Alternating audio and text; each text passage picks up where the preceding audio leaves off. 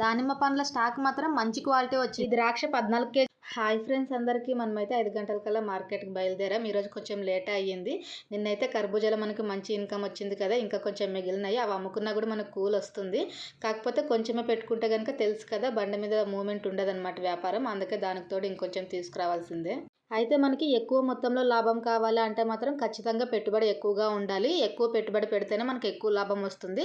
అలా అని చెప్పి వ్యాపారంలో సరుకు మూమెంట్ లేకున్నా కూడా ఎక్కువ మొత్తంలో కొనకూడదు. మన వ్యాపారంలో ఎంత సరుకు అయితే మూమెంట్ ఉంటుందో అంతే తీసుకోవాలి. సపోజ్ మనం ఎక్కువ లాభం వస్తుందని చెప్పి ఒక 10 బాక్సులు తీసుకున్నాం అనుకోండి, ఆ 10 బాక్సులు అమ్మలేకపోతే మరుసటి రోజుకి తక్కువ రేటుకి అమ్ముకుంటాం. దాని డబ్బులు కూడా ఫస్ట్ రోజు మనకి రావు. ఆ లెక్కన మనకి దాని డబ్బులు దానికన్నా సరిపోవచ్చు, లేదా లాస్ కూడా కావచ్చు. కాబట్టి మనకి ఎంత సరుకు అయితే పోతుందో అంత మాత్రమే తీసుకోవాలి. ఇప్పుడైతే మనం మార్కెట్లోకి ఎంటర్ అయిపోయాం. స్టార్టింగ్లోనే ఈ రెండు బాక్సులు పెట్టేస్తున్నారు, దానిమ్మ బాక్సులు. అంటే ఎక్కువ మొత్తంలో సరుకు రాలేదన్నమాట. ఇంకొంచెం ముందు ఏమైనా వచ్చిందేమో చూడాలి. స్టార్టింగ్లో మాత్రం సరుకు ఏం కనిపించట్లేదు. ఈ కళింగడికాయలు అయితే ఇంక ఈ రోజుటివి కాదనమాట. ఇవైతే ఫ్రెష్గా లేవు కాబట్టి పాత సరుకే ఇది. రేట్ అయితే మామూలుగానే ఉంది. 16, 17, 18 అట్లా క్వాలిటీని బట్టి మారుతుంది. ఇంక ఈ మామూలు అరటి పండ్లు అయితే స్టాక్ ఉంది, కానీ మనమైతే మామూలు అరటి పండ్లు తీసుకోము. ఎందుకంటే మూమెంట్ ఉండదన్నమాట మన మమ్మీ ఏరియాలో. అది కర్బూజా పండ్ల స్టాక్ అయితే వచ్చింది, కానీ చాలా తక్కువ ఉందన్నమాట. ఏకంగా ఈరోజు బాక్స్ వచ్చేసి 750 చెప్తున్నారు. ఇంక దాంట్లో బేరం ఆడేది ఏం లేదు, ఫైనల్ రేట్ అని చెప్తున్నారు. 750 అంటే మనం నిన్న కొన్న దానికన్నా ఎక్కువ రేటే ఈరోజు. జామకాయ స్టాక్ అయితే వచ్చింది. రేట్ అయితే మామూలుగానే ఉంది. 35, 45 నడుస్తుంది. అంటే క్వాలిటీని బట్టి రేట్ మారుతుంది. స్టార్టింగ్ అయితే 35 నుంచి ఉంది. సపోటా రేట్ కూడా మామూలే, ఇంకా 300 బాక్స్ నుంచి 500 దాకా ఉంది. పర్లేదు, అన్ని కూడా ఎక్కువ మొత్తంలో కాకపోయినా కొంచెం కొంచెం అయినా కూడా అన్ని రకాలు అయితే వచ్చినాయి ఈరోజు. దానిమ్మ అయితే ఫస్ట్ క్వాలిటీ. అట్టా బాక్స్ లేదైతే కనుక ఫస్ట్ క్వాలిటీ వస్తుందని చెప్తాను కదా, ఒకసారి అయితే కొంచెం డ్యామేజ్ ఎక్కువ ఉండే వచ్చినాయి. ఈ రోజు మాత్రం క్వాలిటీ బాగుంది. ఈ రోజు అయితే దీని రేట్ కేజీ 170 రూపాయలు. ఇంతకు ముందు అయితే అసలు బాలేని సరికి కేజీ 130 రూపాయలు కూడా నడిచింది. ఇది బాగుంది కాబట్టి ఈ రేట్ ఈ క్వాలిటీకి వర్త్ అని అనుకోవాలి. మామూలుగా అయితే ఎక్కువ మొత్తంలో సరుకు వచ్చినప్పుడు ఆటోమేటిక్గా రేట్ తగ్గిస్తారు. కానీ ఒక నెల రోజుల నుంచి దాదాపు నెలన్నర నుంచి స్టాక్ చాలా తక్కువ అయిపోతుంది అనమాట. అందుకే ఇంత రేట్ ఉంది దానిమ్మ.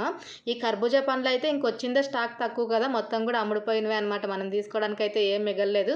అయినా మనం ఈరోజు కర్బూజా పండ్లు కొనంలేండి, ఎందుకంటే నిన్నటి మిగిలినాయి కదా. ఇంకా సపోటా రేట్ అయితే మామూలుగానే ఉంది. బాక్స్ 300 నుంచి 500 దాకా ఉంది. ద్రాక్ష రేట్ మాత్రం ఎక్కువైపోయింది. బాక్స్ వచ్చేసి 1500 చెప్తున్నారు. బాక్స్ లో 14 కేజీలు వస్తాయి. ఒకవేళ మనం బేరం ఆడితే కనుక కొంచెం తగ్గించుకుంటారు. పూర్తి తక్కువ అయితే తగ్గించుకోరు. 100 లేదా 150 రూపాయలు తగ్గిస్తారు, అంతకన్నా ఎక్కువ అయితే తగ్గదు. స్టాక్ తక్కువ ఉన్నప్పుడు రేట్లు డిమాండ్ చేస్తారు. ఈ కళింగడికాయలు అయితే కనుక ఎక్కువ మొత్తంలో లేవు, స్టాక్ తక్కువగానే ఉంది ఈరోజు కూడా. లేకుంటే ఇదంతా కూడా మొత్తం ఫుల్ అయిపోయేది.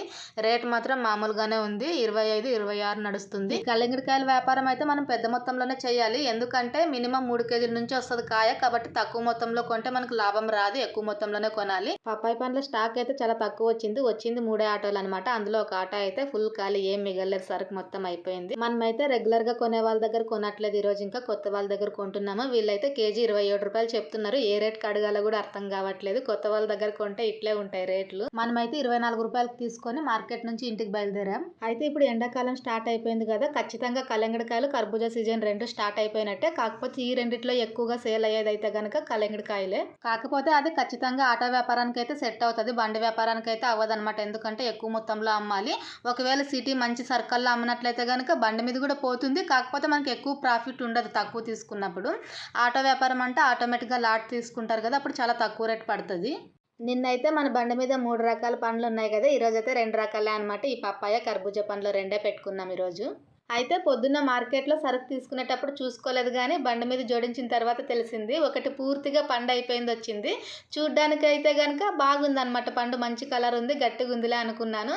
కానీ అదంతా పండు మొత్తం మెత్తగా అయిపోయింది. 2 కేజీల దాకా ఉంది అది.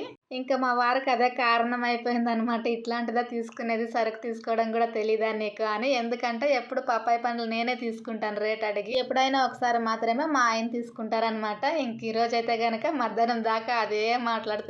సరుకు కొనడం చేత కాదు, సరుకు తీసుకోవడం రాదు అని. ఏం చేస్తాం, మనం ఎంత జాగ్రత్తగా ఎంత క్షుణ్ణంగా చూసినా కూడా ఒక్కొక్కసారి అట్లా జరుగుతుంది.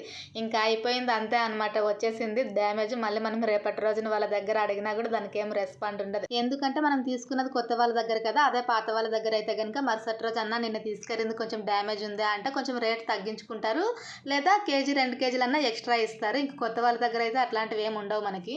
మధ్యాహ్నం 3 గంటలకల్లా పపాయి పండ్లు అయితే మొత్తం ఖాళీ అయినాయి. ఇంకొక పీస్ మాత్రమే మిగిలింది. ఈ కర్బూజా పండ్లు మాత్రం స్లో మూమెంట్ అయినాయి. ఆ మెత్తగైన పండునైతే మనం ఆవుకు పెట్టేసినాం అనమాట. కస్టమర్కి అయితే ఇవ్వలేదు. ఒకవేళ కస్టమర్కి ఇచ్చినా కూడా మళ్ళీ నెక్స్ట్ టైం రిపీట్ రారనమాట. మెత్తగైన పండ్లు అట్లా ఇస్తే ఒకవేళ మనం తక్కువ రేటు 20 రూపాయలు 30 రూపాయలకి ఇచ్చినా కూడా అది కరెక్ట్ కాదు. ఎందుకంటే రేటు తక్కువ అని ఒకవేళ వాళ్ళు తీసుకెళ్తారు. దాంట్లో కొంచెం బాగుంటేనే అంటూ ఓకే, పూర్తిగా బాగలేకుండా అయిపోతే వాళ్ళకు కూడా ఆ డబ్బులు లాస్ కదా. అందుకే ఇంకా తక్కువ రేటుకి ఇచ్చేది కూడా వద్దని చెప్పేసి ఆవుకు పెట్టేస్తున్నారు.